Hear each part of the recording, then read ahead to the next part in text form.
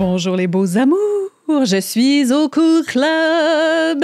Je vais faire une petite intro chantée, je pense, pour le Cool Club aussi. Là. Je pensais à ça. Ça manque de jingle, le Cool Club, cet endroit de Granby. Parce que vous savez, il n'y a pas juste le zoo à Granby, il y a le Cool Club aussi. Là. C'est ça qui attire les foules ici, dans cette ville.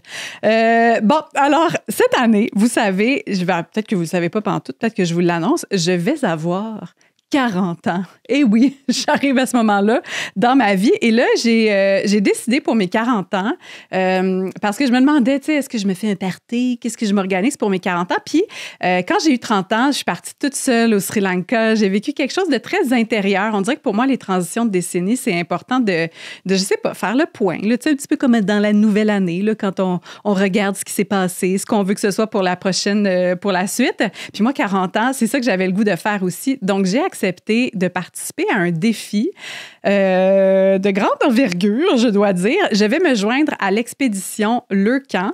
Donc, au mois d'avril, à la fin du mois d'avril, je vais me rendre au Pérou et je vais faire le trek de Laosangate. Laosangate, c'est une montagne sacrée là-bas, là, couverte de neige. Vous voyez le genre un petit peu à 5000 mètres d'altitude. C'est très, très haut. Là. C'est un peu intense. C'est un défi physique, mais je le sais au plus fort de mon être que ce sera surtout un défi psychologique. Et là, j'ai le goût de commencer à me préparer. Il y a certaines personnes qui se préparent un an à l'avance. Regarde, moi, je suis juste quelques semaines d'avance, mais j'y vais. Là. J'ai réalisé que j'ai ça qui s'en venait. Fait que je me suis mise à me préparer. Bien évidemment, je m'entraîne physiquement. Et pour les défis sportifs, je sais que c'est, comme je vous l'ai dit, physique, mais principalement psychologique. Donc là, je regarde aussi comment est-ce que je peux puiser à l'intérieur de moi pour développer ma persévérance, ma force. Parce que moi, comment dire ça? J'ai tellement été athlète quand j'étais jeune que à partir de ma vingtaine puis dans ma trentaine, j'étais plus dans respecter mes limites, m'offrir de la douceur, de la bienveillance. Et là, je suis comme en train de renouer avec la discipline, justement, de faire des choses qui sont difficiles, qui me tentent pas. Et pour me préparer, je sais que quand on veut accéder à quelque chose qui est hors de notre zone de confort ou qui est comme notre prochain niveau de développement, une des choses très importantes à faire, c'est de s'inspirer. Et moi, j'ai envie de m'inspirer des plus grands. Donc, j'ai invité pour ce podcast-ci Martine Marois. Martine Marois, c'est une passionnée d'ultra-trail en montagne. Elle fait, tu sais, des défis comme ce que je vais faire là, pour elle, c'est vraiment de la petite bière. Là. Elle a fait le Tour des Géants, elle a fait le Tour des Glacés.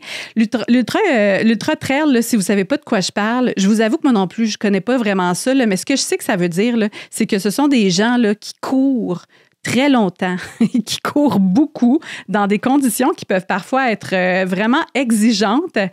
Et Martine Marois, elle se décrit elle-même comme une fille ordinaire qui aime réaliser des choses extraordinaires. Et ça m'a vraiment parlé parce que j'aurais pu inviter là, un ou une athlète là, qui a fait ça toute sa vie, mais Martine, c'est une mère monoparentale de 3 enfants. Elle est maintenant grand-maman. Elle avait un travail et tout ça, puis elle s'est mise à courir, puis à courir de plus en plus jusqu'à ce qu'elle arrive à réaliser des défis immenses comme le Tour des Géants puis le Tour des Glacés. Puis là, vous entendez ça, je sais pas pour vous, mais moi, j'étais comme, elle parle-tu du Seigneur des Anneaux? Là, qu'est-ce que c'est ça, le Tour des Géants? Mais elle pourra nous expliquer, c'est un défi de plusieurs centaines de kilomètres avec énormément de dénivelé. Ça se passe dans les Alpes, en Italie. C'est très intense, c'est dans les montagnes. Puis moi, ben, je vais vivre quelque chose en montagne. Fait que je me suis dit, ça y est, je parlais avec Martine. Puis si vous n'êtes pas allumé par ce genre de défi-là, je vous le dis, ça va être une conversation qui va être intéressante pour vous. Vous allez réussir à puiser des choses parce que, comme on le disait, ce genre de défi-là, oui, c'est physique, mais c'est surtout psychologique. Puis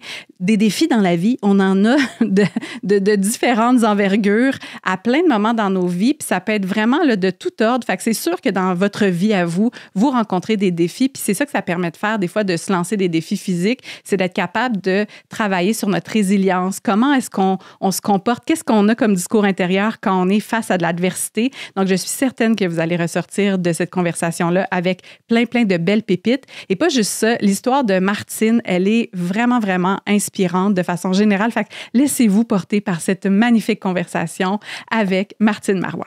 Bon épisode!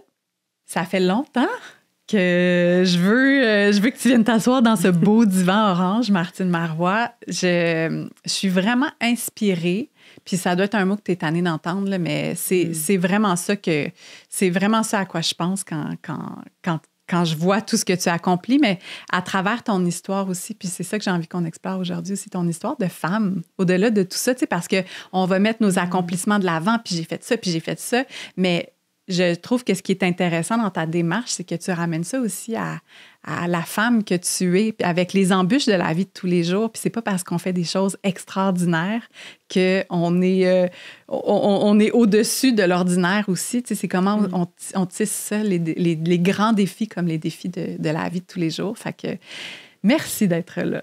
Bien, merci de m'accueillir. Vraiment, je suis privilégiée d'être ici avec toi. Puis oui, je suis actuellement en train de connecter avec la femme. Donc, on va pouvoir en parler un peu plus dans mon parcours.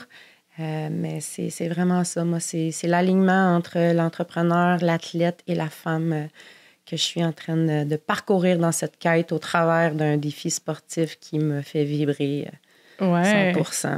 Juste pour mettre comme les cartes sur la table, là, qu'on comprenne de quoi on parle ici, parce que j'en ai un peu parlé en introduction. Ben toi, tu cours beaucoup, on va dire ça de même. Tu as fait le Tour des géants, puis après ça, le Tour des glaciers. Pour les gens là, pour qui ça veut absolument rien dire, est-ce que tu peux un peu nous expliquer c'est quel genre de défi, là, cette affaire-là? C'est un défi qui est quand même assez mythique et grandiose. Le Tour des géants, c'est une course de 330 km avec 24 000 mètres de dénivelé positif qui fait le tour du Valle d'Aoste en Italie, dans les Alpes italiennes. Donc, le Tour des géants, c'est tu montes une montagne, tu redescends, tu es dans la vallée, tu remontes, tu redescends. Tu fais ça pendant 330 km, environ 7 jours. On a 150 heures pour réussir la course, c'est jour et nuit. Puis, on a 6 bases de vie que notre sac de ravito, nos effets personnels, nous suivent à chaque 50 km. Aux bases de vie où on peut dormir, manger, prendre notre douche, massage, podologue, tout le kit. Puis, tandis que... Et c'est une course qui est balisée. Donc, on suit les petits drapeaux jaunes si les vaches dans la montagne ne les ont pas mangés. On suit les petits drapeaux jaunes. Et le Tour des glaciers, c'est une course qui a été ajoutée en 2019 pour le 10e anniversaire du Tour, qui est de 450 km, 32 000 mètres de dénivelé positif, qui se maintient généralement en haute altitude. Donc, on va rester de refuge en refuge plutôt que de descendre. On descend que 3 fois. On a 3 bases de vie dans la vallée. Donc, l'altitude a un impact beaucoup plus considérable que le Tour des géants. Et c'est en semi-orientation. Dans le fond, orientation, c'est parfois on arrive sur le parcours du Tour des géants et parfois, on bifurque au fin fond de la vallée, là, tout seul. Il faut aimer la solitude. Il faut avoir des aptitudes montagnardes aussi pour être autonome face à toutes conditions climatiques, le froid, le vent. On fait aussi des via ferrata qu'on n'est pas attaché. La nuit. Puis on a 190 heures pour compléter cette course-là. Donc, c'est 7 jours et demi environ. Et pour pouvoir prendre la ligne de départ, on se doit de réussir le Tour des géants en bas de 130 heures. OK. Fait que non seulement il faut le terminer, le Tour des géants, pour pouvoir accéder au Tour des glaciers, mais en plus, il faut le faire dans des temps. C'est cela. OK. Puis il n'y a seulement que 200 coureurs comparativement au Tour des géants, qu'il y a 1200 à 1500 coureurs. OK. De là, la solitude. Ben oui. Ouais. Mais c'est donc pas... Je ne veux pas dire que c'est pas accessible à tout le monde, mais c'est juste pour qu'on comprenne, là, c'est quelque chose d'intense. Là. Mettons un marathon là, pour les gens qui ne sont pas dans cet univers-là, c'est combien de kilomètres? Ou, est-ce qu'on met, puis quand on dit 20 000 mètres de dénivelé, ça veut dire quoi? L'Everest est 8 000 mètres. Oui, c'est ça. Donc, 3 fois 8, 24. Fait que 3 fois l'Everest, à peu près. Moi, les calculs, je laisse ça pour les autres. Moi, je suis plutôt dans l'être. Oui, c'est à peu près le comparatif. OK. Et... Mon filon, il est parti, mais je te laisse poursuivre. Oui, bien c'est ça. Bien, à quel point c'est un défi de taille. Tu sais, mettons, si on compare à certains marathons, tu sais, des courses qui sont peut-être plus familières dans... Un marathon, c'est 42 km sur route.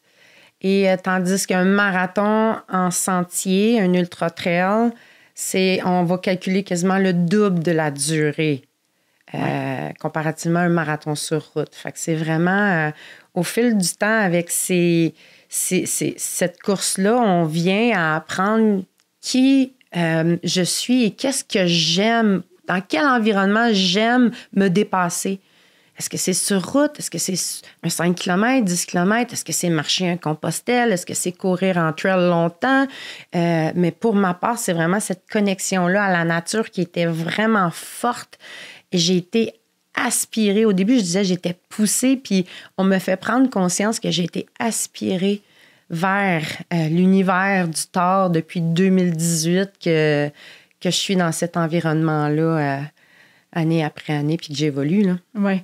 Tu dis que tu as été aspirée vers cet univers-là. De quelle façon? Tu sais, moi, honnêtement, quand je vois ça, il y a une petite partie de moi qui est attirée, là, tu sais, qui fait comme, hey, ça doit être incroyable là, comme expérience. Puis en même temps, c'est tellement d'une ampleur que j'arrive même pas on dirait, à attraper, là, à mesurer, que je me dis c'est inaccessible pour moi. Tu sais.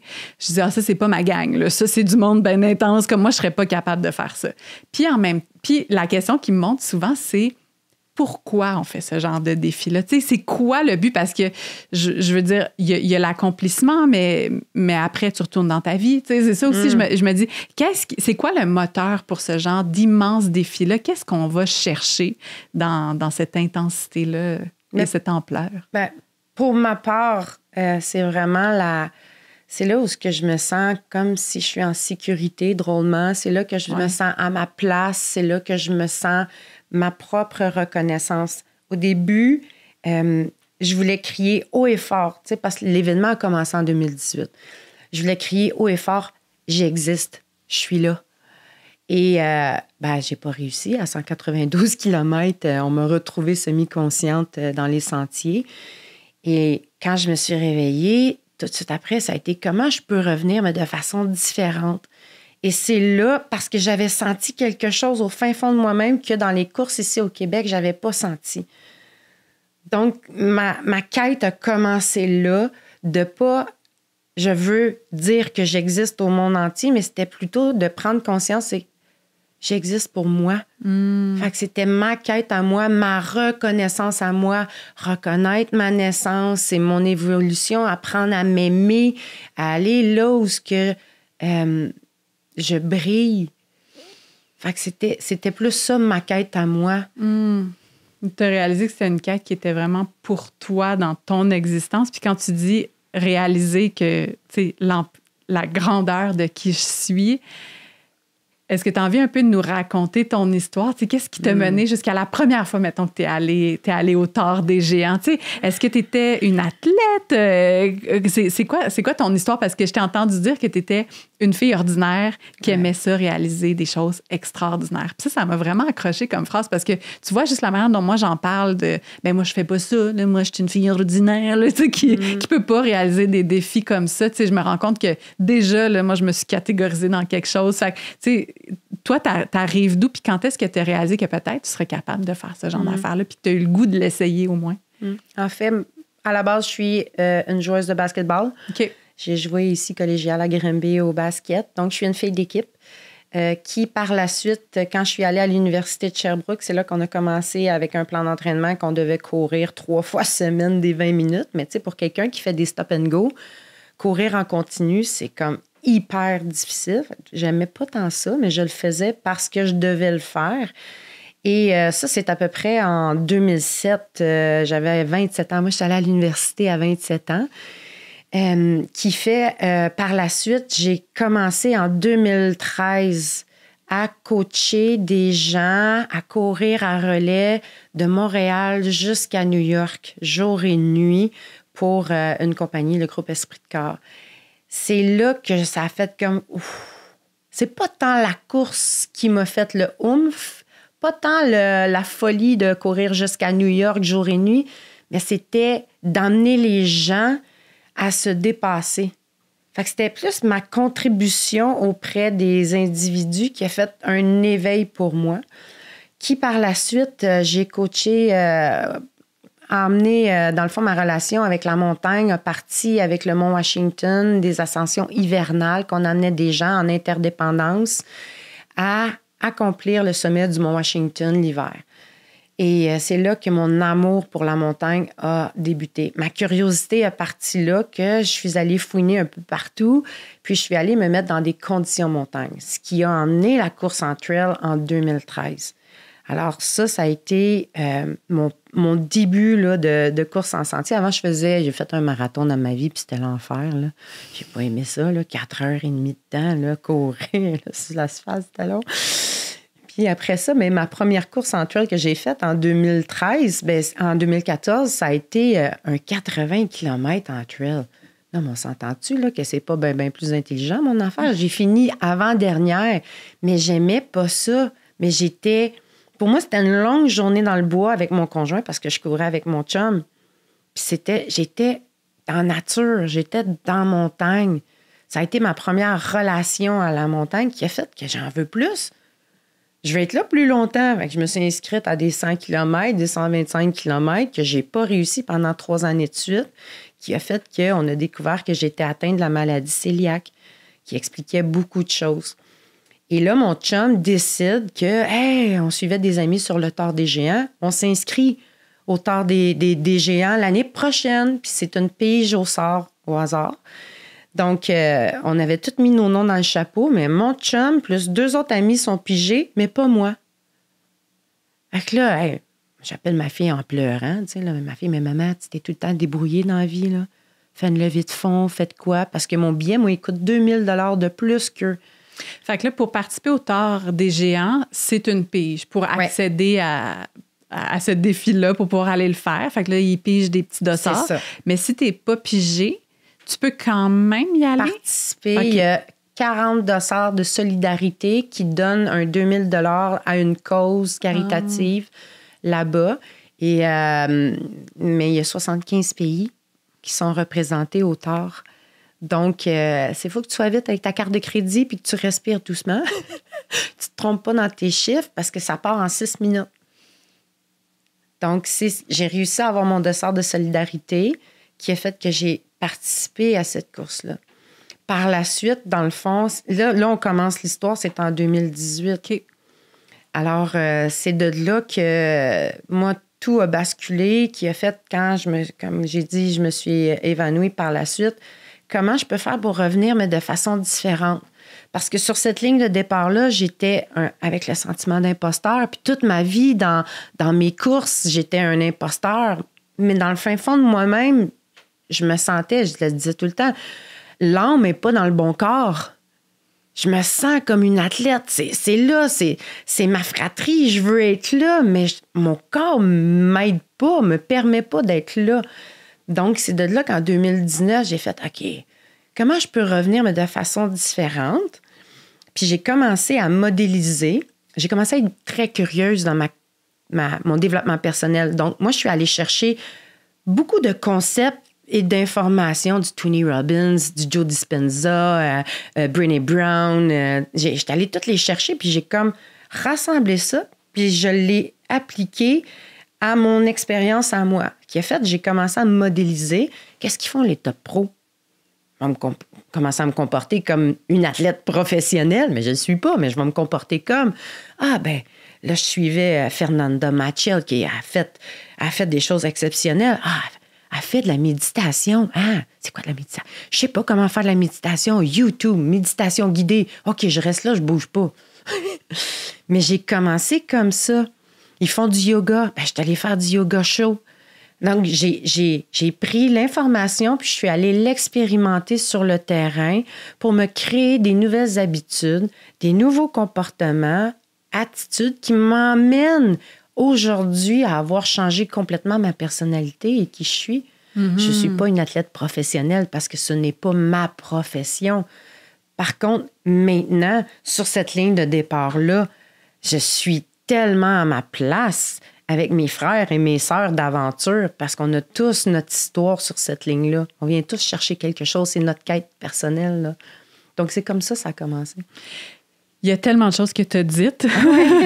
C'est merveilleux, mais ça fait un peu le tour de qu'est-ce qui t'a amené là. Premièrement, je veux juste revenir. T'as dit que la première fois que tu es allé faire un marathon en sentier, c'est comme ça qu'on appelle ça? En tout cas, une course en trail. t'es arrivée genre dernière ou avant-dernière. Ouais. Qu'est-ce que... Moi, mettons, ça m'arrive, OK? Moi, je fais... Pépi, c'est pas pour moi, cette affaire-là. On va aller se trouver un autre projet. Mais toi, t'as décidé de... Puis même si t'as trouvé ça difficile puis que t'as pas aimé ça, t'as décidé quand même de persévérer, d'y retourner, d'en faire plus. Puis après ça, de regarder le tort des gens puis faire, regarde, je vais m'essayer pour ça aussi. Pourquoi? Tu sais, comme, qu'est-ce qui fait que malgré le fait que t'es dernière ou que t'es pas en train de, je mets des guillemets, performer, parce qu'une certaine façon, t'es en train de performer, là, mais d'un point de vue extérieur, je vais encore mettre des guillemets, t'es pas bonne, tu sais. Moi, c'est quelque chose qui m'a freinée souvent dans ma vie. Quand j'essaie quelque chose puis que je suis pas bonne, là, hey, garde, on va essayer d'autres choses. Puis c'est ça qui a mené ma vie. Je me rends compte que je suis où je suis parce que j'ai suivi les places où c'était facile pour moi. Toi, tu as l'air de marcher un autre chemin, là. Oui, ma soeur me l'a tout le temps dit. Toi, tu as tout le temps pris les chemins les plus difficiles dans ta vie. Et pourquoi? Je ne le sais pas. Probablement parce que ça fait partie de qui je suis. Et c'est cette vulnérabilité-là qui m'amène à être sur ces chemins difficiles-là et d'aller l'évoluer, d'aller chercher des compétences que j'ai pas, d'aller chercher des apprentissages, parce qu'on peut tout faire. On peut tout faire, c'est simplement oser. On parlait de perfection tantôt, tu sais, c'est oser être imparfait, imparfaite. Donc, je me permets d'arriver dernière, mais je ne sais même pas si je vais finir dernière, mais c'est le processus, moi, qui m'anime au travers de tout ça. C'est que j'ai une intention, j'ai un résultat, j'ai un début, j'ai une fin, mais entre les deux, c'est tout le processus qui va m'emmener à, je vais me coucher tôt. Moi, les parties, je suis plus capable, là. L'alcool, c'est peu. L'alimentation, là, je suis rendue vraiment là-dedans. L'alimentation cyclique, apprendre à me connaître. Je suis périménopausée. Déjà là, apprendre à me connaître mon cycle, comment il fonctionne, parce que c'est... Mais comment je peux l'appliquer au travers de ça, au travers de mon entraînement? Ça m'amène ça, c'est le processus, ces courses-là. Fait que peu importe le résultat, même si je finis dernière, c'est que je vais avoir, dans mon année, changé tellement de choses dans ma vie qui m'ont fait du bien. C'est ma santé globale. Puis ce que j'entends de ce que tu partages, ça peut s'appliquer à tellement de choses. Tu sais, quand on a un rêve, là, mettons, là, je sais pas, je vais dire n'importe quoi, là, je rêve de changer de job puis me mettre à, je sais pas, là, à faire des conférences. Parce que c'est ça que j'ai le goût de faire. Mais là, mon point de départ actuel, si je regarde où je suis, je suis loin de ça. Mais, tu sais, quand tu es animé par ce rêve-là, il y a quand même...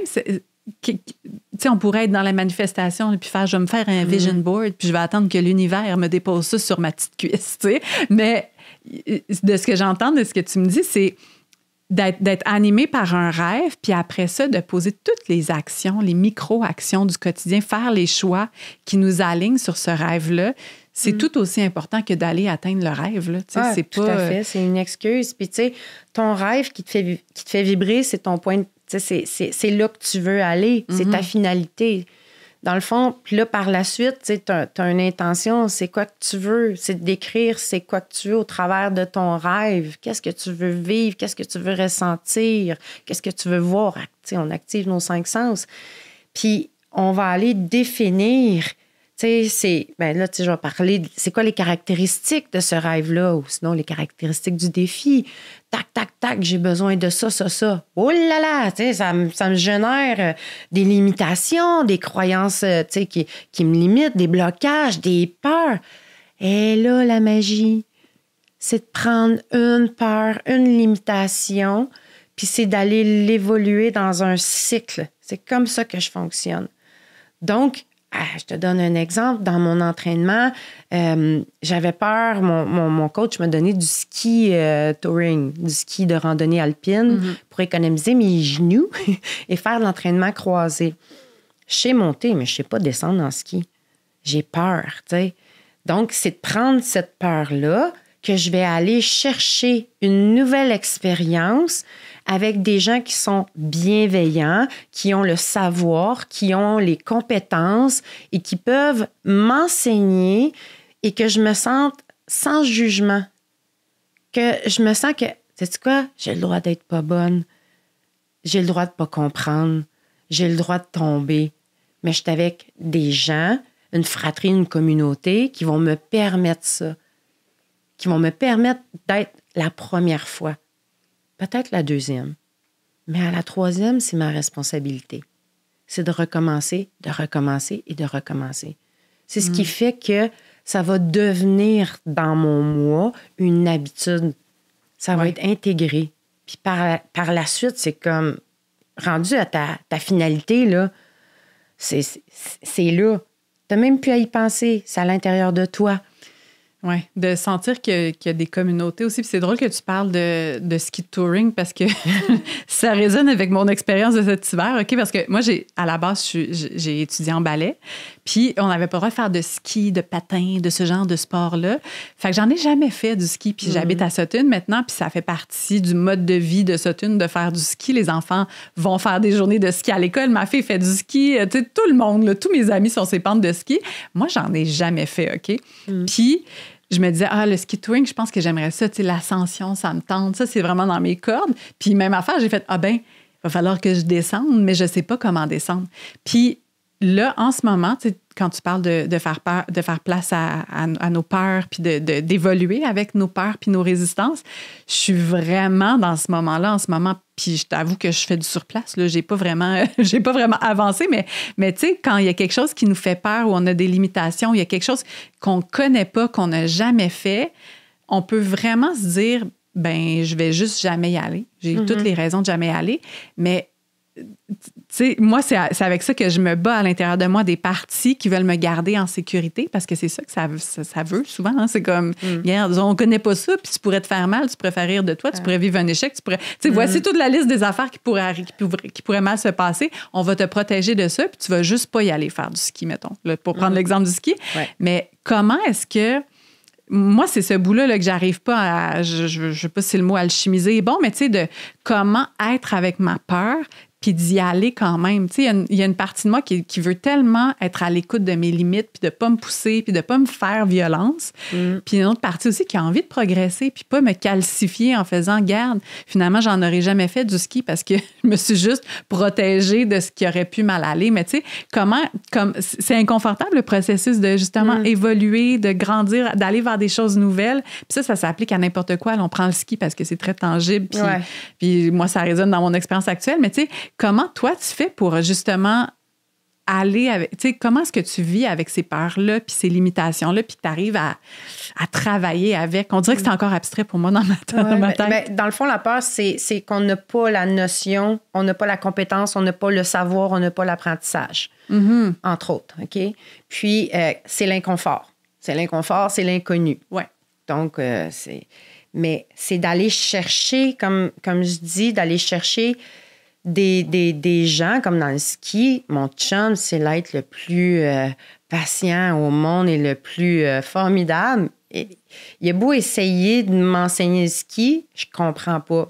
Puis tu sais, ça m'a amené à... J'ai pleuré en haut de la pente, puis je tremblais, puis j'ai peur! Mais il dit, Marthe, descends, je t'entends pas. Hey, il veut pas descendre, je suis pas capable de descendre. Bref, puis... Je suis allée chercher une personne dans mon entourage que j'ai le droit d'être dans cette vulnérabilité-là qui, elle, va me protéger, qui va être à mes côtés puis qui va respecter mon rythme. Donc, je suis allée chercher une dame, puis là, je lui ai dit, Elisabeth, là, j'ai peur dans le jour. Il y a du monde parce que ça passe d'un bord puis de l'autre, ça te frise les oreilles, puis je suis crispée. Elle dit, inquiète-toi pas, on va y aller ensemble. Puis je sais qu'elle peut, comme toutes les mettre un bâton dans un ski s'ils viennent proche de moi, elle va me protéger. Fait que je me sens en sécurité. Avec qui tu peux te sentir en sécurité pour être vulnérable et imparfaite, pour faire tes premiers pas. Un enfant qui commence à marcher... Hein? Il y a les parents qui sont bienveillants à côté, mais c'est d'aller chercher ces parents-là bienveillants, ces figures-là pour nous aider à faire ces premiers pas. Fait que c'est ça. Puis par la suite, j'ai recommencé. Là, cette saison-ci, moi, je disais, je sais pas à quoi qu'ils me servent mes bâtons encore. Je suis pas rendue là dans mon apprentissage. Mais je suis capable de descendre. Je suis vraiment fière de moi. Fait que je me suis pris un entraînement privé. Harford, exemple. Puis là, je dis à madame, tout de suite, c'est comme de l'autocompassion aussi. Tu sais, je suis douce envers moi-même pour dire à la personne qui m'accompagne, madame, je recommence. J'ai besoin d'y aller, de revoir mes bases. Bon, on va aller dans la pente-école. Yes! Avec les enfants. J'ai-tu du fun avec les enfants? Puis je suis émerveillée de les voir. Mais ils n'ont pas de bâton, madame. Comment est-ce qu'ils font? Ils sont avec les parents, puis c'est beau. Fait que je me permets cette vulnérabilité-là, puis c'est de me créer cette barrière-là de protection du regard des autres. Mm-hmm. Donc, c'est comme ça que, je te dirais, d'oser être imparfaite puis d'aller chercher des gens avec qui que, tu vas tomber. Puis, tu vas te montrer comment commencer. Tu tombes à terre, OK, t'es à terre, puis là, comment tu vas te relever. Puis là, il y a plein de monde qui vont te regarder, puis t'es à terre, puis c'est naturel, tu sais. Pas que c'est normal, c'est naturel. Tu commences. Mm-hmm. Fait que quand tu as commencé à courir en sentier, est-ce que, c'est ça, tu t'es entouré quand même de gens qui t'ont... C'est ça, hein? On pense que ce sont des défis qui sont individuels, puis on est dans nos affaires, mais ça prend un village pour toutes ces choses-là. Tout à fait, ouais. Tout à fait. Puis j'ai toujours été chercher des gens que je modélisais. Puis ma force, c'est la connexion. Ma force, je suis capable de connecter avec les gens. Mm-hmm. Donc, qui excelle dans ce qu'il fait. Fait que je suis allée connecter avec des top pros. Donc, la première année, en 2019, quand j'ai réussi le Tour des Géants, puis que moi, j'ai dit, moi, je veux être sur la ligne de départ du Tour des Glaciers. Quand je suis revenue, on a eu 2020, là, c'est la fameuse COVID. Il n'y a rien eu. Mais en 2021, j'ai été qualifiée pour le Tour des Glaciers. Je m'en allais me qualifier pour le Tour des Glaciers. Qui j'ai besoin à mes côtés pour me qualifier au Tour des Glaciers. Donc, j'ai beaucoup modélisé à l'époque. C'était la grande championne Silvia Trigueros, l'Espagnole, a gagné 2 fois le Tour des Glaciers. J'ai regardé tout son film qu'elle a fait de sa participation sur YouTube. J'ai décortiqué tout son visuel, comment est-ce qu'elle évolue pendant la course. Même pendant la course, j'incarnais ce passage-là, puis j'étais elle. C'était grandiose. Et j'ai aussi regardé la double championne aussi, Lisa Borzani, l'Italienne. Donc, je suis allée faire 2 camps d'entraînement. J'ai dit, moi, les top pros, ils font quoi? Ils restent dans l'environnement montagne. Ils s'acclimatent. Je suis partie 1 mois et demi en Italie, toute seule, aller faire 2 camps d'entraînement avec Lisa Borzani, avec une gang d'Italiens qui parlent tout en italien, puis moi, la Canadienne qui arrive, parle peu anglais, avec mon sac beaucoup trop lourd parce que je suis cœliaque, j'ai besoin d'avoir beaucoup plus de nourriture et être autonome. Je peux pas manger dans les refuges aux tables de ravito, tu sais. Mais j'étais allée connecter avec les top pros. Puis j'ai réussi mon Tour des Géants en 122 heures. J'ai réussi à me qualifier. Mon chum, il m'a appuyé. Il était mon équipe de support qui m'amenait ma nourriture. C'est ce qui me permet aussi d'être dans ma pleine énergie. Mais je reviens l'année suivante. Qui va m'aider sur le Tour des Glaciers? J'ai aucune idée comment utiliser un GPS. Moi, je m'en fous. Je veux juste être dans la montagne. Je suis connectée aux éléments de la nature, mais là, il faut que je m'oriente.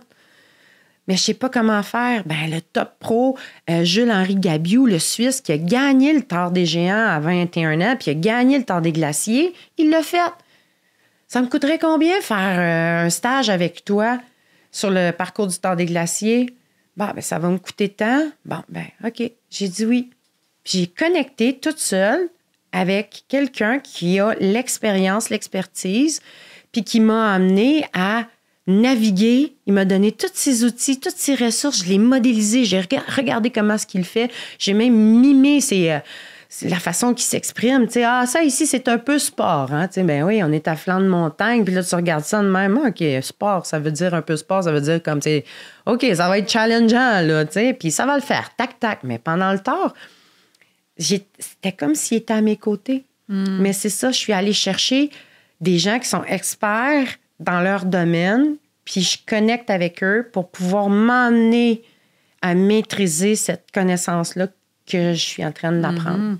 Je trouve ça intéressant quand tu parles de j'incarnais, j'ai regardé ces personnes-là, puis je l'ai incarné dans mon corps. Ouais. Puis c'est quelque chose quand même qu'on dit souvent, tu sais, quand on veut se transformer ou quand on veut accéder à notre version, tu sais, quand on veut regarder la version future de nous qu'on a envie d'être, là, de commencer à le sentir dans notre corps, de le somatiser. Comment, mettons, là, si j'étais la personne qui est justement, qui fait le tort des géants, qui fait le tort des glaciers, qui fait ces choses-là, qui fait ce genre de défi-là dans la vie, comment je bouge dans mon corps? C'est quoi ma posture? Puis je sais que pour certaines personnes, ça peut avoir l'air un peu niaiseux, mais ça transforme vraiment parce que c'est lié à l'image qu'on se fait de nous. Fait que de déjà commencer à se raconter une histoire différente à propos de nous, puis aussi de l'incarner dans notre corps. Tu parles de ça, puis c'est ce que je fais maintenant le matin en me levant. Tu sais, j'écoute des visualisations, puis je l'incarne dans mon corps, puis je me prépare avec ça dans ma tête. Puis là, je le fais pour plein d'affaires dans ma vie, mais de l'incarner dans notre corps, je pense que c'est aussi une bonne piste. Puis de regarder tu sais, tu aurais pu regarder ces personnes-là puis les regarder avec de l'envie, puis de se dire, tu sais, on sait, puis tu sais, un peu de jalousie, genre, ben, pas si bonne que ça. Je sais pas, j'ai pas retenu les noms des gens dont tu parles, mais tu sais, l'italienne, là, puis l'autre, elle est pas si bonne que ça. Tu sais, mais au contraire, je vais reconnaître leur capacité, tu sais, ce qu'elles sont capables de faire. Puis plutôt que de l'envie, je vais m'en inspirer, puis ça me montre que c'est possible. Puis est-ce que moi aussi, je peux faire émerger ces graines-là en moi? Parce qu'elles sont en tout le monde, ces graines-là. C'est juste comme qu'est-ce qu'on choisit d'arroser, là? Oui, tout à fait. Puis avec le cheminement que j'ai fait, j'ai pris conscience que c'est pas de l'envie, ces personnes-là qui viennent à mes côtés, c'est des miroirs d'une partie de moi qui est dans l'ombre. Mm-hmm.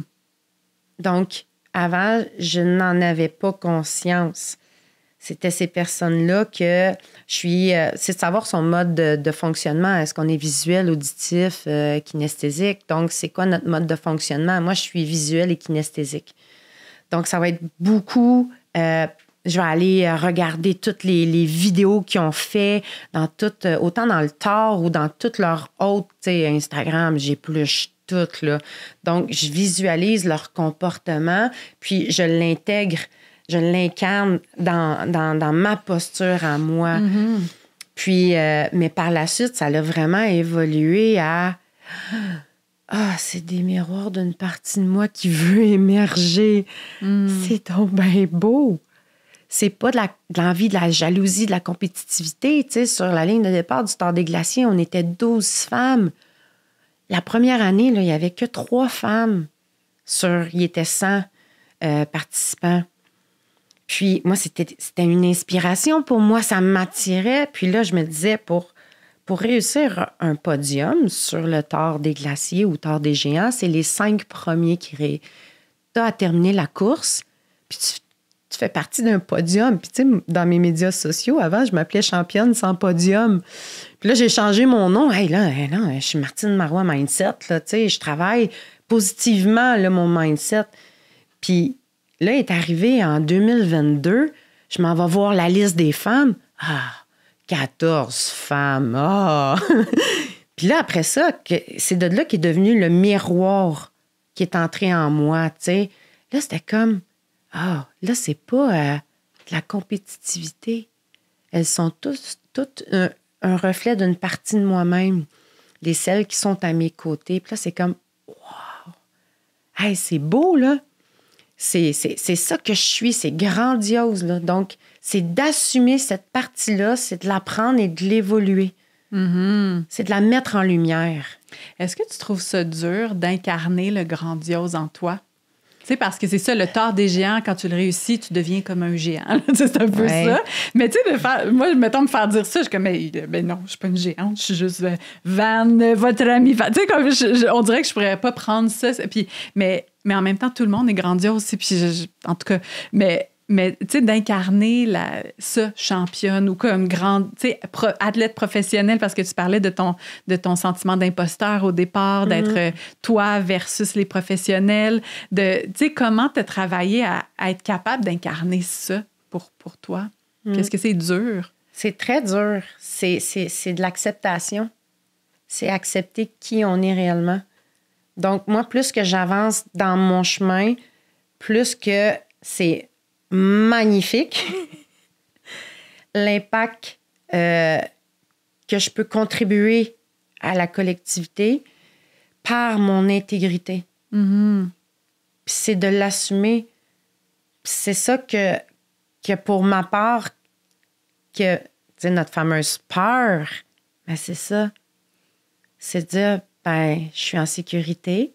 C'est d'être auprès des gens qui sont comme moi, comme le reflet de qui je suis. Puis c'est de faire les premiers pas. Puis par la suite, je vais pouvoir être vraiment, moi-même, m'exprimer dans ma couleur, dans mon essence, sans le jugement des autres. Puis je m'en fous du jugement des autres. Mais avant, c'était pas ce discours-là que j'avais. Mm-hmm. Donc, c'est vraiment ça. On est passé rapidement sur le avant, que tu as commencé à faire ces défis-là. Puis j'aimerais ça quand même le mettre en contexte parce que quand on parle de nos croyances limitantes, puis de se dire, ben moi, je suis juste ça, ou peu importe, mais ton histoire, j'ai trouvé vraiment touchante. Tu es devenue maman quand tu avais 16 ans.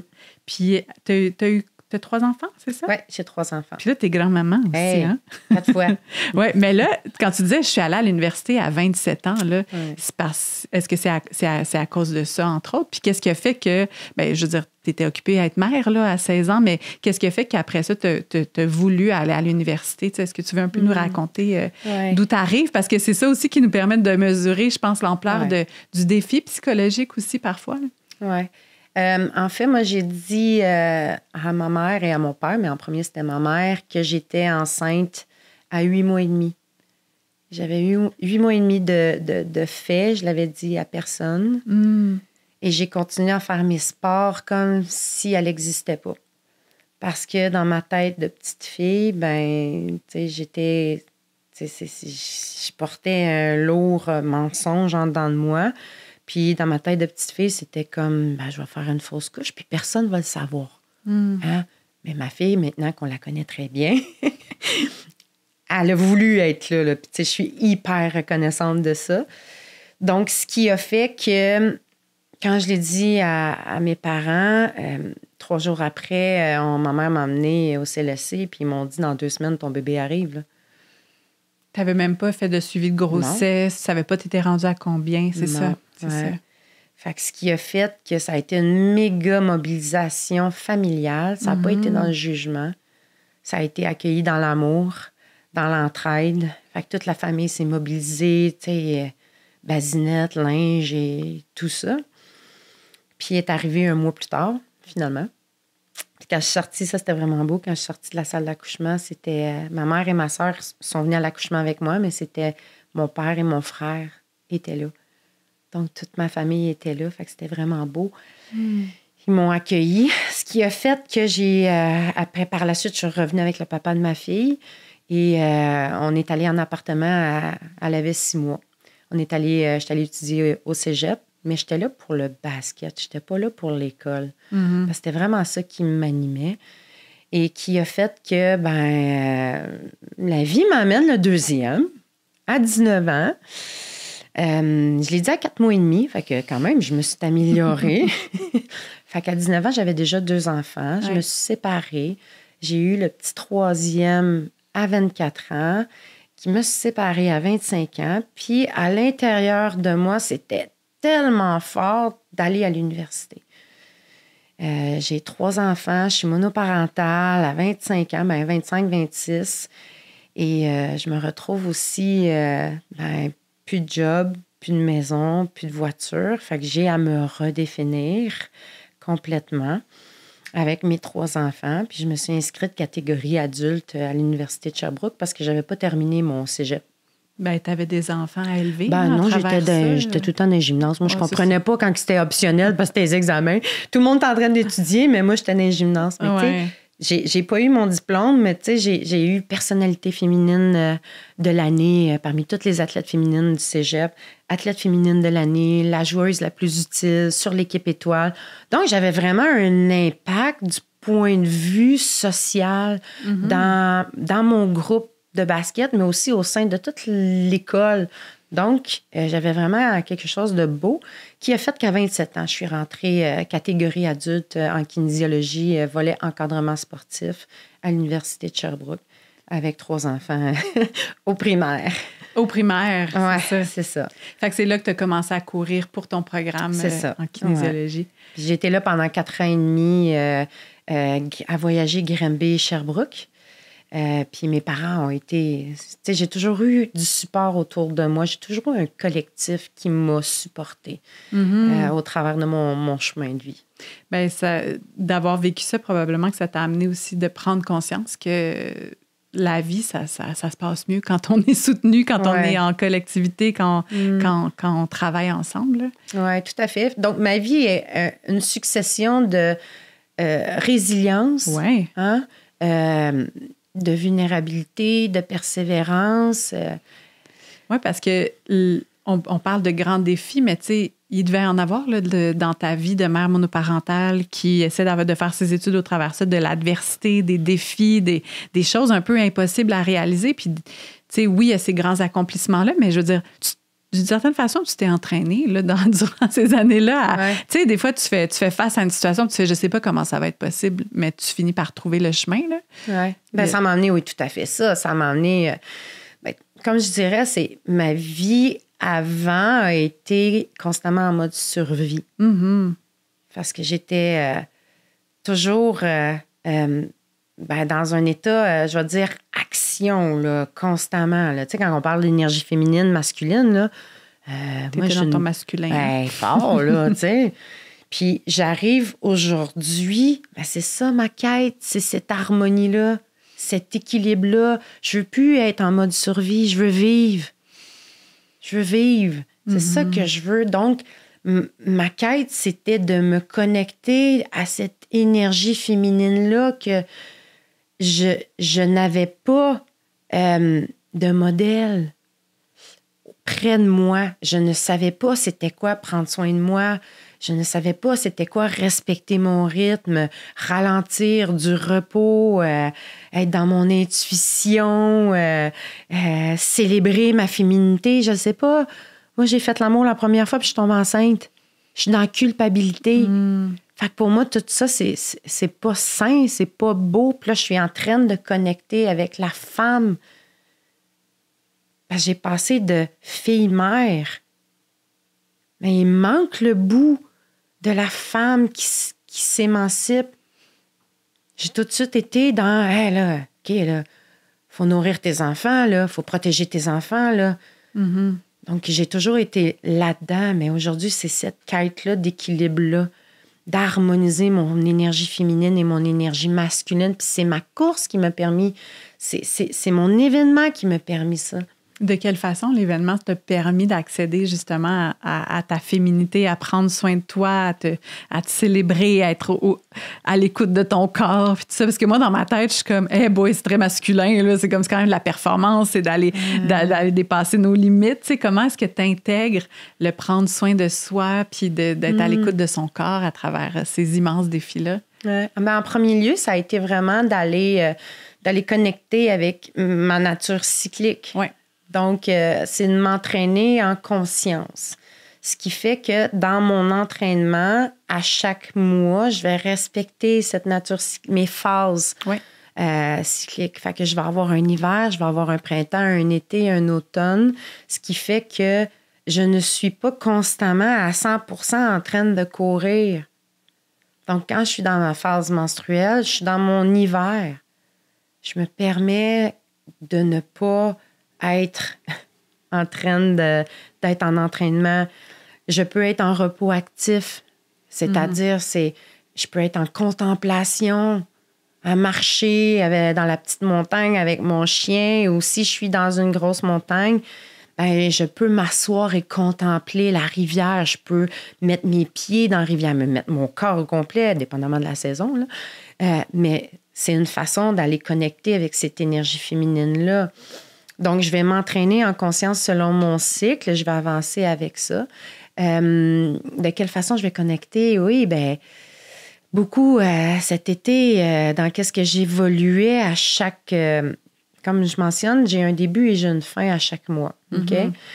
Et mon automne me permet ces fameux cadeaux-là, ces fameux radars à bullshit, ces drama queens-là qui arrivent, qui fait que quand j'arrive dans mon hiver, je suis avec mon journaling, je suis avec moi, mon intériorité, je vais aller avoir cette perspective-là, je vais reculer dans mon dernier cycle tout ce que j'ai fait, tout ce que j'ai accompli, tout ce qui a été positif, négatif, je les nomme et je les encercle en rouge. Qu'est-ce qui est comme, hey, ça m'a vraiment challengé, ça a vraiment été quelque chose de difficile. Ou je l'encercle et à vol d'oiseau, j'ai une perspective. Oh my God, le cadeau que ça me donne. Mm-hmm. Donc, j'ai à évoluer, exemple, j'ai à évoluer mon côté relationnel. Comment je vais le faire? Fait que je vais me trouver des astuces, je vais aller regarder, je vais être méga curieuse. Comment je peux connecter mon relationnel, mon amour de soi, me respecter, ma compassion, mes limites dans... tu sais, moi, je suis une visuelle, hein, mon truc est parti, mais bref, comment je vais aller connecter ça dans mon printemps? Ça va être ça que je vais évoluer, l'amour de soi, dans mon cycle au complet. Mm-hmm. Donc, tu vois, là où j'en suis actuellement, j'en suis même pas à aller évoluer un aspect physique pour ma course. J'évolue le côté spirituel. J'évolue le côté émotionnel, connecté avec mes émotions. Ma génération, mais moi, j'ai pas appris à communiquer, à connecter, à... C'est quoi mes besoins? À les nommer. Non, je les ai cachés. Oui. Puis là, c'est tout un savoir. C'est ça que je suis en train de faire. Je suis en train de, sur un cycle, je vais aller évoluer ça. Je vais me trouver des trucs et astuces. Je vais aller fouiner l'information.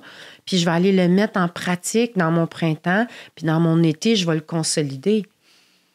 Fait que tu refais ça à chaque mois, tu y vas de façon cyclique. C'est tellement intéressant parce que c'est rare qu'on parle de l'aspect spirituel, disons, de ce genre de préparation-là, puis de ce genre de défi, tu sais, quand tu te retrouves dans la montagne, c'est ça aussi, j'essayais de me, tu sais, parce que je vais en faire un petit défi, là, je fais le trek de Los Angeles ce printemps, puis tu sais, j'essaie déjà de me projeter comme, OK, mettons, moi, là, quand je sens que je suis plus capable, là, tu sais, comment est-ce que je me prépare là-dedans, comment est-ce que je vis, puis j'ai envie que tu nous en parles un peu, mettons, tu sais, quand disons, là, t'es dans le tord des géants, le tord des glaciers, peu importe, t'es en montagne, t'as de la douleur, ou tu sens que t'es plus capable, t'as un mur, là, qui est devant toi, puis tu sais, ça se passe aussi quand on vit un accouchement, tu sais, c'est quand on a des grands défis, là, quand on est vraiment allé au bout de nos capacités.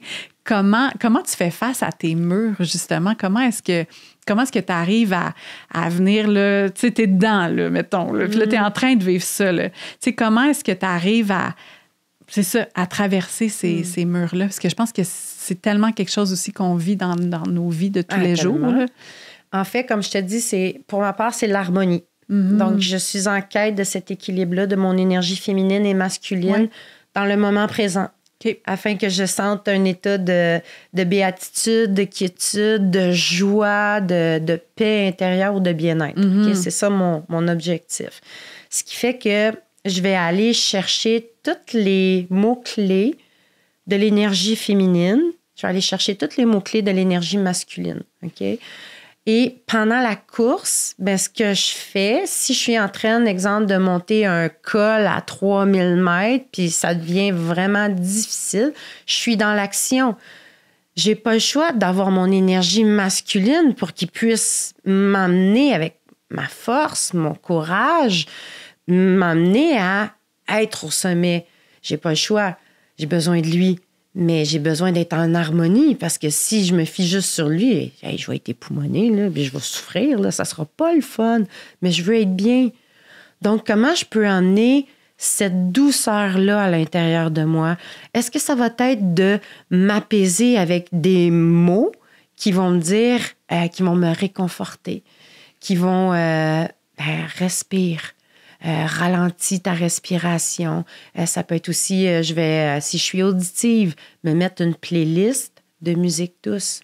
Si je me mets une playlist là, de AC/DC, là, j'active mon masculin, là, je vais arriver, là, je vais m'épuiser en haut. Mais je cherche l'équilibre.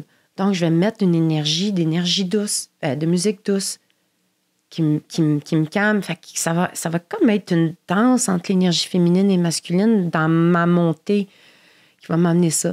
Ça peut être aussi, dans l'énergie féminine, on va contempler. Oui, parce que tu es quand même dans des endroits fabuleusement beaux, là, quand même.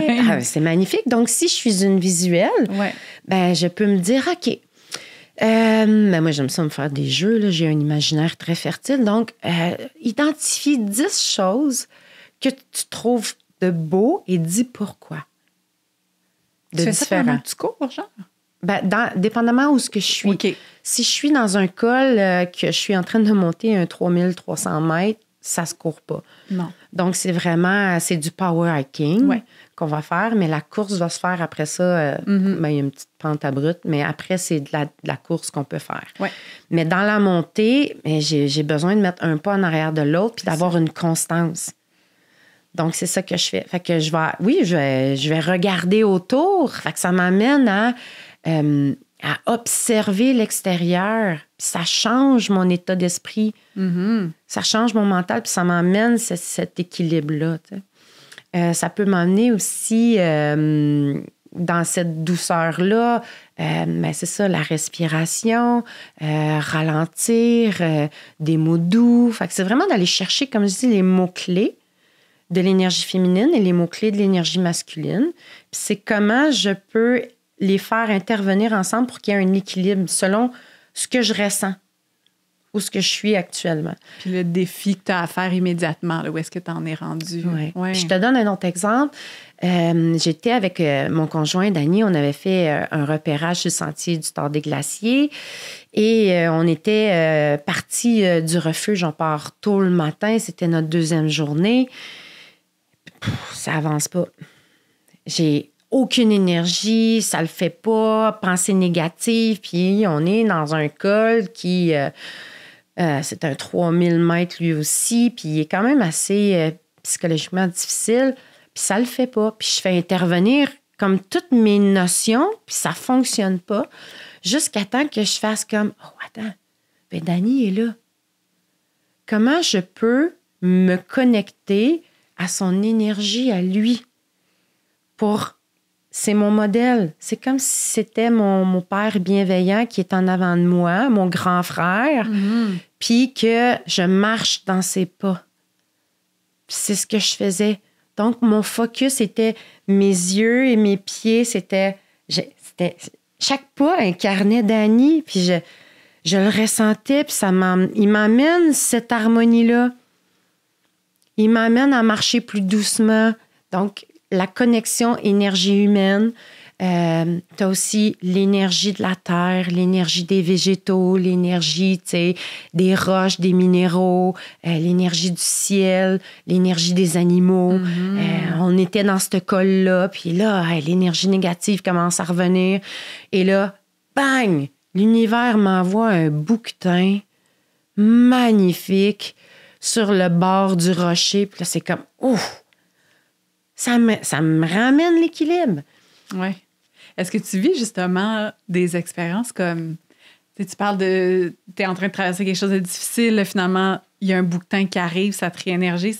Il doit y avoir quand même des expériences presque de l'ordre mystique là, quand tu es dans ces endroits-là pendant plusieurs jours, en train de, justement, là, être avec toi-même dans des gros défis. Est-ce que tu vis des choses comme ça? Qu'est-ce que tu vis dans les montagnes que tu ne retrouves pas ailleurs? Qu'est-ce que ça te permet? À quoi ça te permet d'accéder? Ah, mais c'est ça, c'est vraiment intrinsèque. Qu'est-ce que je ressens de façon mystique, c'est vraiment d'être connecté à quelque chose plus grand que moi. Et mais c'est ça, de là, quand je disais, je me sens en sécurité. Tu sais, même si je suis la nuit seule, il fait froid, il neige, j'ai un col technique toute seule à 3300. Je descends la portion la plus difficile avec des chaînes, une échelle, je suis pas attachée. Je me sens bien parce que je fais partie de toute cette expérience-là. C'est comme ça que je me sens. Tu sais, l'expérience mystique, pour moi, je la ressens vraiment de façon intrinsèque. Puis souvent, elle peut m'apporter Tu sais, comme dans les White Mountains, au New Hampshire, Mont Washington et tout, je peux être dans un whiteout où c'est tout blanc et que là, je vois juste une parcelle du soleil qui sort. Puis là, je fais comme, tu sais, je suis en sécurité, il est là. Puis je le sais, je le sens si je peux avancer ou si j'ai à me retirer. Mm-hmm. Il m'amène toujours ces signes-là qui me permettent d'être en sécurité. Oui, parce que c'est ça, c'est pas toujours d'avancer. Des fois, il faut savoir se retirer. Il y a des dangers, il y a des moments où comme c'est pas le temps, là. Oui. Ouais. Vraiment, vraiment. Puis je la respecte, cette nature-là, qui fait en sorte... La montagne, je la connais, je l'habite. Et je suis visuelle, donc tout ce qui est me reconnaître dans l'espace aussi spatio-temporel, je sais exactement si c'est un whiteout où est-ce que je me retrouve sur la montagne. Et je sais exactement où est-ce que je m'en vais. Donc, je le sens si j'ai à passer ce passage-là ou pas, ou si j'ai à me retirer. Mm-hmm. Donc, c'est vraiment cette connexion-là avec plus grand que tout. C'est un peu difficile à expliquer. Oui, ben non, mais on essaie de mettre des mots sur quelque chose qui est difficile, qui n'est pas tellement tangible, mais des fois, c'est juste de le partager, comment tu te ressens, comment tu ressens ça, ça peut aider à des gens peut-être comme sentir de quelle façon dans notre vie de tous les jours aussi, on peut sentir ce genre de moment-là de connexion. Puis, tu as parlé qu'en 2018, on t'a retrouvé, c'est la première fois que tu as essayé le tort des géants, en 2018, c'est ça? Oui. On t'a retrouvée comme semi-consciente dans un sentier. As-tu failli mourir? Qu'est-ce qui s'est passé? En fait, moi, ça faisait 1 an que j'étais atteinte de la maladie cœliaque. Ouais. Puis, c'est tout un changement d'univers quand on est diagnostiqué cœliaque qui fait en sorte que c'est beaucoup d'inconnus. Et pour moi, j'arrivais dans une course que c'était de l'inconnu aussi. Je ne savais pas que je partirais pendant... des heures et des heures sans m'arrêter. Puis, j'avais pas assez de nourriture sur moi. Puis, je pouvais pas manger. Pour ma part, je ne pensais pas que je pouvais manger sur les tables de ravito parce que les coureurs, c'est ça, qui ont à chaque 8 km. Donc, ils peuvent manger, se ravitailler. Et pour moi, j'arrivais, les bananes étaient coupées, les oranges étaient coupées, avec qui je voyais, j'observe beaucoup l'environnement. Il y avait un couteau, donc la contamination croisée. Mais jusqu'à temps que je réfléchisse, je peux peut-être... Est-ce que vous avez une banane complète? Mm-hmm. Oui. Mais à cette époque-là, trop gênée. Je prenais juste une banane. J'aurais pu dire, hey, bring it on. Je peux-tu en avoir 3-4 dans mon sac? Parce que j'avais pas assez de nourriture pour me rendre jusqu'à la base de vie, 50 km. Fait que c'était à peu près 20 heures avant que j'ai accès à me ravitailler moi-même dans ma nourriture. Ce qui a fait qu'au bout de 192 km, les lumières se sont éteintes. Tu mangeais pas assez. Je mangeais pas assez. Donc, j'avais pas assez d'énergie. Puis, c'est les fermeurs de course qui sont arrivés puis qui m'ont réveillée. C'était vraiment flou la nuit. Puis, je leur parlais en anglais, mais à l'époque, je parlais pas anglais. Puis là, je disais, non, j'ai appelé I called the organization. Là, je montais Mais mon téléphone ne marchait pas. Là. J'avais pas à l'époque le numéro, l'accessibilité de faire des appels là-bas. J'avais pas compris comment faire ça. Mm-hmm. Fait que tout était incohérent. Puis je me suis fait évacuer, dans le fond, par 2 Italiens, sur le dos de 2 Italiens à relais, qui a fait par la suite, qui m'ont emmené en ambulance à la base de vie. Puis que là, ils ont fait comme... OK, les médecins m'ont évaluée. Elle a juste besoin de dormir. Elle est épuisée. Elle a juste besoin de dormir. Puis quand je me suis réveillée au bout de 8 heures, je suis comme dans un endroit vraiment inconnu. Puis je marche dans l'espace. Puis je rouvre 2 portes. Puis c'est un gymnase vide. Puis là, il y a une Italienne. « Ah! Martina! » Puis là, elle me prend dans ses bras. Elle me shake. Puis elle dit, « T'es arrivée ici, mais t'étais presque morte. » Puis là, je me suis mis à pleurer. Mais tu sais, mais qu'est-ce que je fais là? Parce que moi, je voulais être sur la montagne, tu sais. Mm-hmm. Fait que ça a été là le début de « Hey, mais ma place est sur cette montagne-là, puis comment je peux faire pour revenir là? » Parce que cet événement-là, c'est ma quête à moi. Comme toute personne, que ça soit dans d'autres sphères de vie, on a chacun notre quête à soi, notre tort à soi à vivre. Mm-hmm. Donc, c'est ça que que j'inspire les gens. Tu sais, quand tu as dit d'entrée de jeu, tu dois être tannée d'entendre ça, le mot inspirante. Mais je me demandais beaucoup, mais qu'est-ce que je fais pour inspirer les gens? Parce que je suis dans mon chemin de vie. C'est ça que je fais. Fait que je le fais pour moi, mais mes pas que je fais inspirent les autres à le faire dans leur propre chemin. Oui. Ouais, puis comment tu fais pour... tu sais, mettons, là, tu vis ça... Juste quand t'en parlais, je sentais toute la tristesse de gens, puis la déception de gens. Shit, moi, c'est sa montagne que je veux être, pas dans le gymnase. Mais de vivre, je sais pas si c'est le mot échec, mais je pense que ça en fait partie. C'est un échec, là. T'es comme, ton but, c'est de le finir quand tu vas là, quand tu t'entraînes pendant des mois, tu prends l'avion, tu vas là, tu sais, t'as comme tout ça, tu veux accéder à j'ai terminé, complété, j'ai réussi. Tu sais, on veut réussir, mais quand tu tombes en situation un peu d'échec comme ça, puis tu fais comment tu le prends pour faire en sorte que ça t'anéantisse pas? Tu sais, ça aurait pu aussi renforcer ta croyance que t'es pas faite pour ça, que tu sais, toute ton histoire de là, il y a les professionnels, puis moi, je suis qui pour penser que je m'en vais faire ça? Mais toi, ce que ça a fait, c'est que ça t'a donné, de ce que j'entends, la force d'y retourner puis de mobiliser tes ressources pour que ça puisse t'amener à ton objectif. Tout à fait. Puis, tu sais, cette émotion-là que j'ai vécue, qui est de la déception, un revers, un échec, mais cette émotion-là, j'ai besoin de la vivre. Puis, pour ma part, je l'ai vécue et je l'ai partagée. Elle a besoin de sortir. Ouais. Elle a besoin de sortir sous toute forme de communication, que ce soit par des podcasts, des récits, que ce soit dans notre journaling, créativité, importe de la façon qu'elle va sortir, mais elle se doit de sortir. Elle se doit d'être vécue et de sortir. Puis pour ma part, ça a été... Quand je suis arrivée, ils m'ont déposée à Courmayeur, à la base de vie. J'ai récupéré mes choses. Puis la première personne que j'ai appelée, c'est ma fille. Puis, tu sais, elle a toujours été là pour moi, tu sais, au travers de tout ça. Puis c'est elle que j'ai exprimé ma peine. Ouais. C'était son écoute. Puis qu'elle a dit, mais maman, tu sais que tu vas recommencer. Tu sais que tu vas revenir, mais de façon différente. J'ai fait comme, ouais. Puis tu sais, c'était beau parce qu'elle ne m'a pas jugée, mais elle a cru en ce qui est fort en moi. Elle t'a rappelé qu'est-ce qui est en toi, les forces que tu as, tu sais, parce qu'elle l'a vu.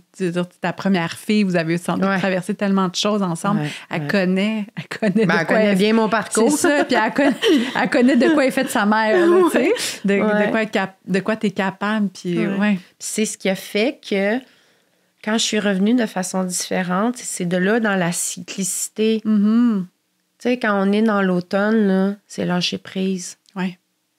Puis le résultat, c'est lâcher prise sur le résultat. Le résultat, là, c'est nos succès, c'est nos échecs et c'est nos réalisations. C'est ça. Fait que comment je veux revenir, mais de façon différente. Donc, qu'est-ce qui n'a pas fonctionné pour moi dans cette course-là que je veux évoluer? Mais à cette époque-là, c'était mon aspect physique que je voulais évoluer. Ce qui a fait que, j'ai pris ça, je suis allée chercher qui peut être à mes côtés pour m'aider à évoluer l'athlète en moi. Je suis allée chercher un coach, un entraîneur qui a les compétences et qui a fait le Tort des Géants. Ouais. À cette époque-là, la vie m'a mis sur mon chemin de vie. En 2019, on était 7 Québécois qui étaient sur la ligne de départ. J'étais la seule fille. Puis tout le monde avait réussi en 2019. Mon chum était là aussi avec moi. Puis Éric Deshaies, qui est un coach, il a réussi, lui, le Tort en 112 heures. C'est un coach de triathlon puis d'ultra-trail. J'ai demandé, je l'ai appelé, j'ai dit, Éric, j'ai un projet. Je veux réussir à me classer pour être sur le Tort des Glaciers. Donc, est-ce que tu peux m'aider?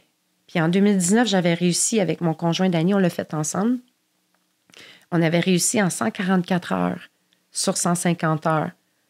Et si, pour être sur le Tort des Glaciers, il faut réussir en bas de 130 heures.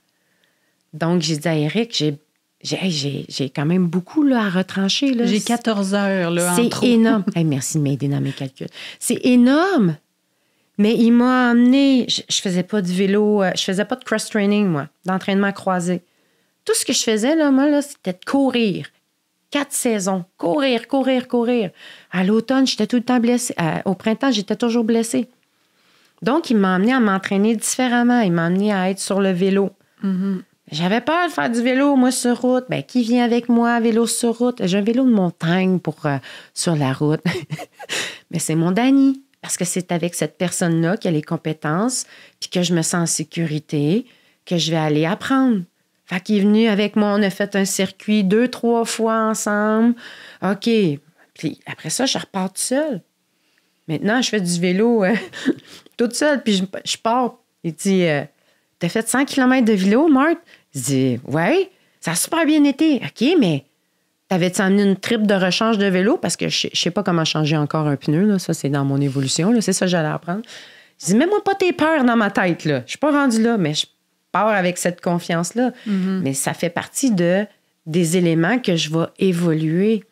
C'est fou parce que tout ce que tu racontes, tu sais, moi, c'est pas vraiment mon univers. Tu sais, je vais faire une petite saucette, là, ce printemps, je vais aller faire de la montagne, mais tout ce que tu racontes, on dirait que je vois comment ça s'applique dans la vie pour tout le reste. Puis c'est ça qui est beau aussi à travers ton histoire, c'est de dire, OK, mais un échec, est-ce que ça peut être tout simplement une occasion de voir ce sur quoi on a besoin de travailler. Tu sais, ça peut être à notre service là, d'être comme, hey, voici les places, mes petits angles morts, les places que j'avais pas vues. Puis de le voir justement, de l'inscrire dans un cycle, de se dire comme, on est constamment en train de faire des cycles, d'essayer une nouvelle affaire, peut-être se planter, aller dans notre hiver de aïe, il me suis planté, c'était pas le fun, de regarder qu'est-ce qui se passe, un peu comme tu disais que tu fais à chaque mois avec ton journaling quand tes menstruations arrivent, tu sais, puis après ça, de repartir dans ton printemps, puis après ça, consolider dans l'été, mais c'est ça aussi avec l'échec, puis après ça, de dire, OK, dans le nouveau, tout ce qu'on fait dans la vie, mais de s'entourer de personnes avec qui on sent qu'on peut se planter à terre, puis qu'on va être en sécurité, puis que ces gens-là ont de la bienveillance envers nous, puis après ça, éventuellement, de bâtir notre confiance pour aller le faire tout seul. Puis, tu sais, c'est ça, la vie, c'est une évolution constante, mais je pense que parfois, on vient se calcifier dans notre sécurité, ce qui nous empêche de vivre ça, puis de voir comment on peut se transformer. Puis, tu sais, là, tu disais, t'es rendu dans ta périménopause, l'âge avance, puis c'est de se rendre compte aussi qu'il n'est pas trop tard, que tu peux continuer à vivre des défis puis à avancer. Puis, en tout cas, je trouve ça vraiment beau de t'entendre. Puis, tu as dit que tu entraînais des gens. Puis ça pique ma curiosité parce que, ben, tu es en contact avec d'autres personnes. Tu sais, toi, tu as ton processus intérieur, comment ça marche. Puis, merci d'ailleurs de partager là, l'équilibre masculin-féminin. Moi, je prends des notes. Hein. Je fais ça, je me prépare là, pour mon propre défi. Mais quand tu accompagnes des gens, puis principalement, je serais curieuse d'entendre à propos des femmes parce qu'on a des choses en commun quand même. Là. Mais comme, qu'est-ce que tu remarques qui revient souvent, tu sais, comme genre de blocage? Ou, tu sais, est-ce que tu as remarqué des choses qui sont justement récurrentes dans des femmes qui veulent relever des défis, à quoi elles doivent faire face? Tu sais, est-ce qu'il y a des défis qui sont récurrents puis des forces qu'on ne savait pas qu'on avait en nous? Tu sais? Qu'est-ce que tu remarques? Dans les femmes, j'accompagne autant des hommes que des femmes. Ce que je remarque beaucoup dans les sorties qu'on fait, les expériences immersives qu'on fait en montagne, c'est beaucoup la comparaison. Oh. Beaucoup la comparaison envers la performance. Envers les... Parce que moi, j'adore, là, mais c'est ça ma plus grande des qualités, là, c'est de créer l'harmonie. Mm-hmm. Puis...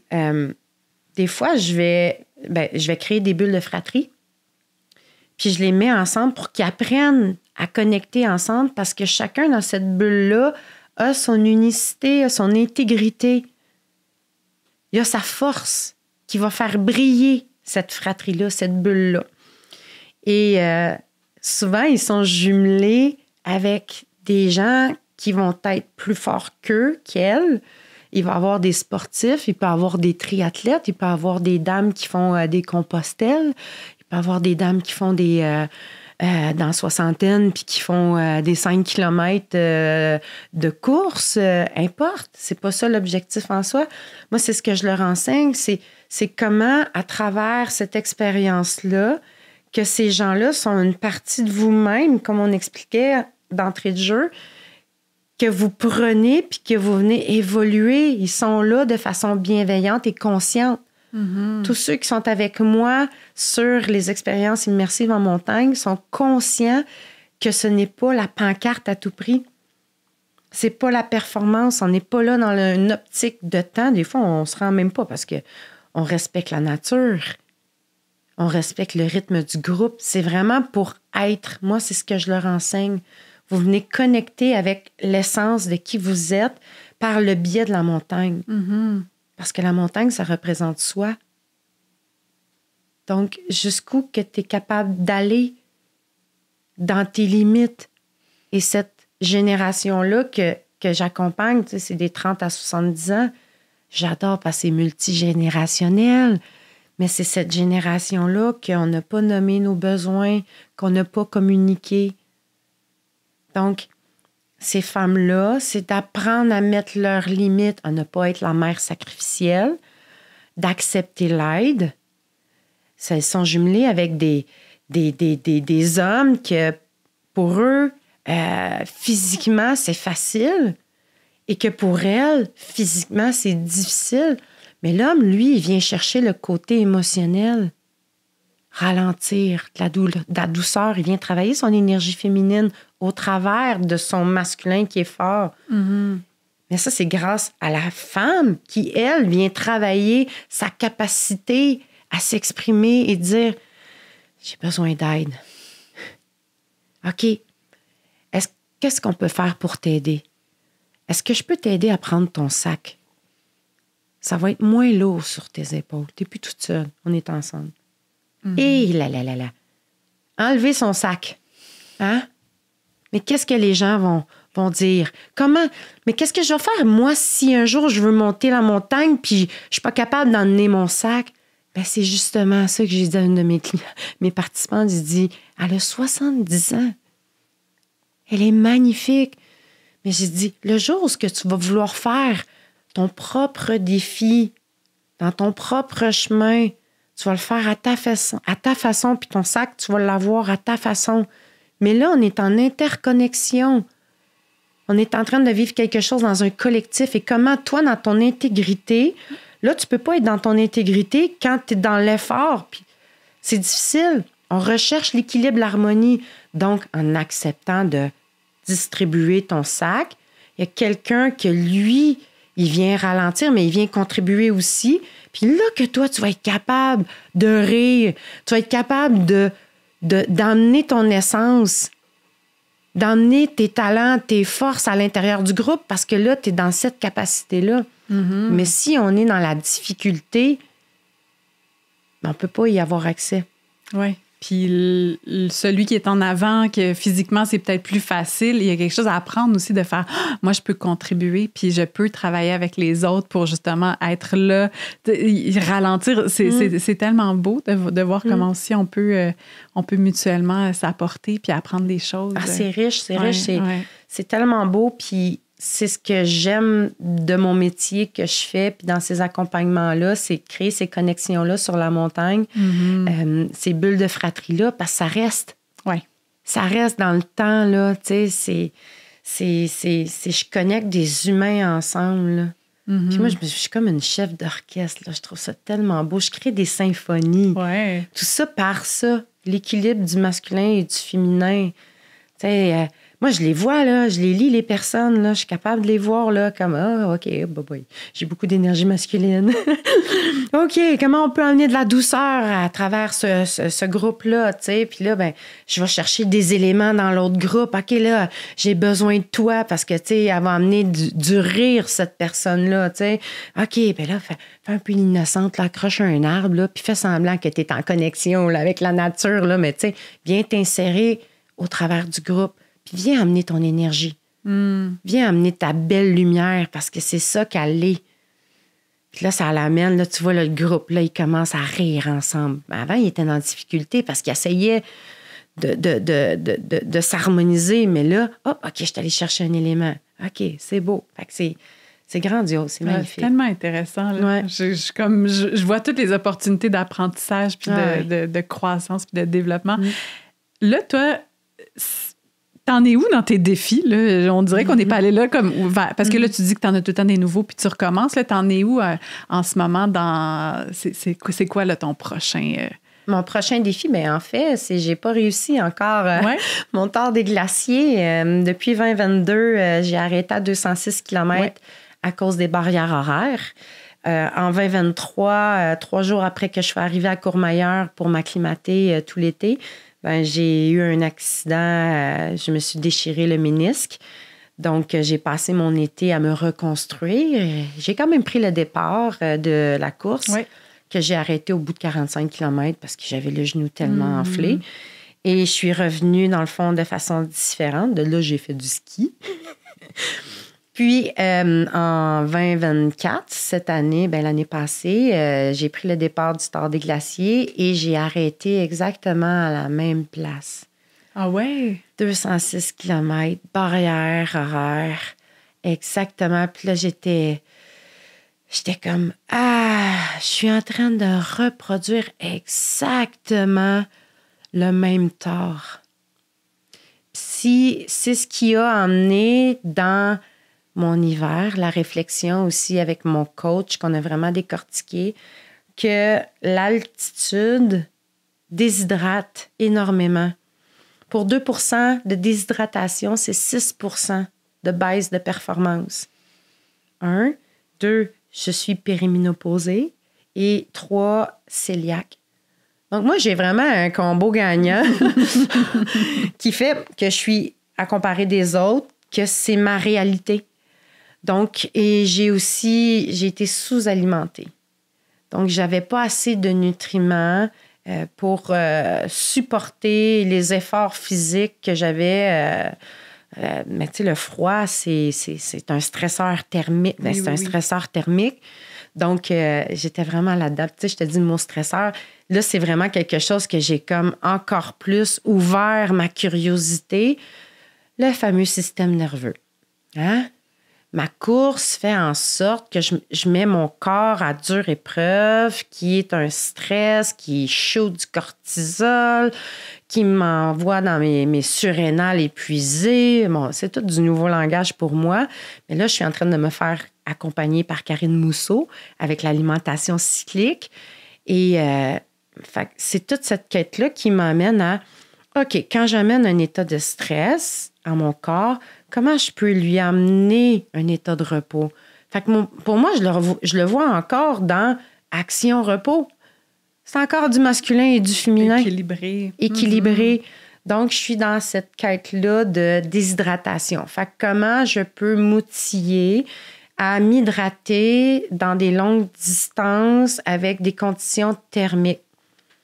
Actuellement, je suis en train de me préparer de cette façon-là.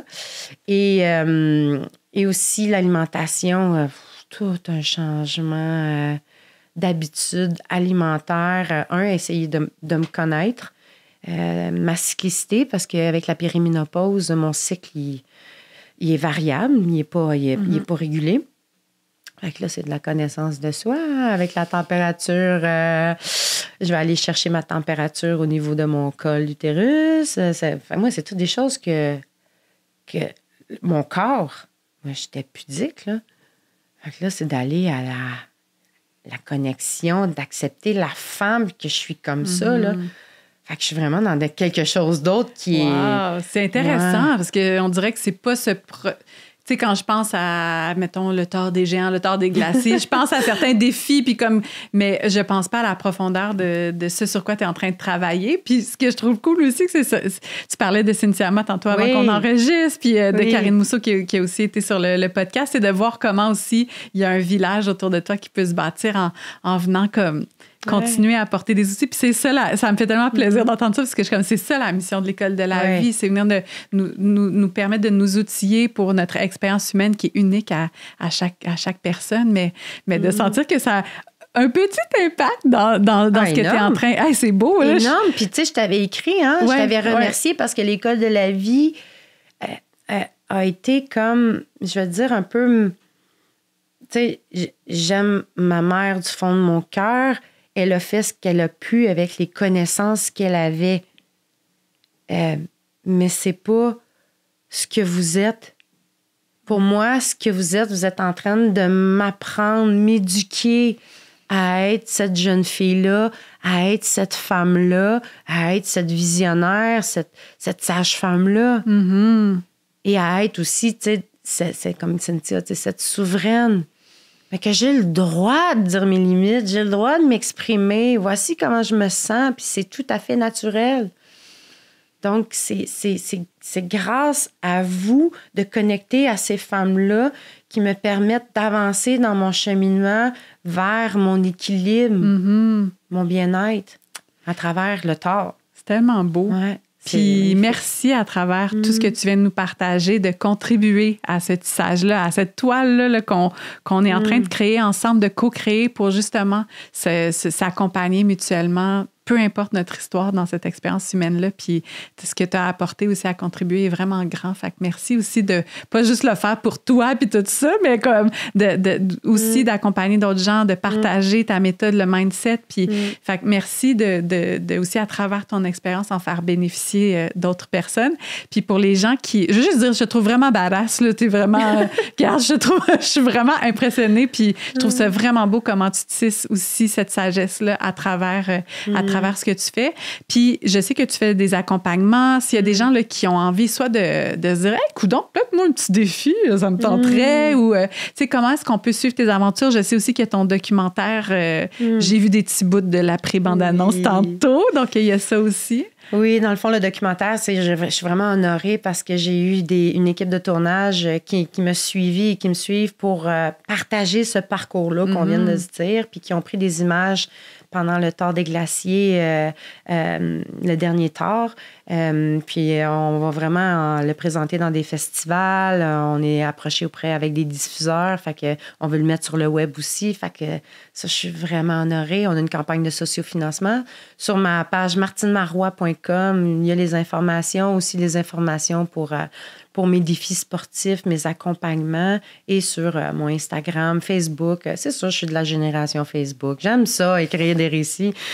Mais je m'adapte, c'est ça, hein, la puissance et la beauté, c'est de s'adapter à la réalité. Donc, Instagram aussi, j'aime beaucoup partager en story mon day-to-day. Donc, c'est là qu'on peut me trouver. Puis, venez m'écrire. J'adore connecter avec les gens. Oui, c'est vrai. Tu es très ouverte à travers tes DM. Là. On peut slide dans tes DM. Oui. Ça, c'est sur Instagram pour entrer en communication avec toi. Merci d'ailleurs d'avoir ce canal-là ouvert. Là. J'étais comme, mais est accessible, cette Martine. Mais oui, merci énormément pour tout ce que tu viens de partager avec nous. Je repars avec vraiment oui, concrètement. Je pense que je vais commencer à t'observer. Moi aussi, je vais incarner ma Martine Marois dans mon défi avec le camp. Puis merci de le faire avec tellement d'humilité, puis tellement, c'est ça, d'authenticité, de juste être comme... C'est ça que je suis, puis je sais pas comment ça marche, puis j'ai pas réussi, mais je recommence, puis je pense que juste ça, on peut vraiment s'inspirer de toi. Puis je vais arrêter de dire inspirante, mais il va falloir que tu le mettes dans tes petits badges, là. T'es une personne vraiment qui nous permet justement de voir ce qui est possible en nous. Fait que merci de nous permettre de nous offrir ce beau miroir-là. Merci. Merci, Martine.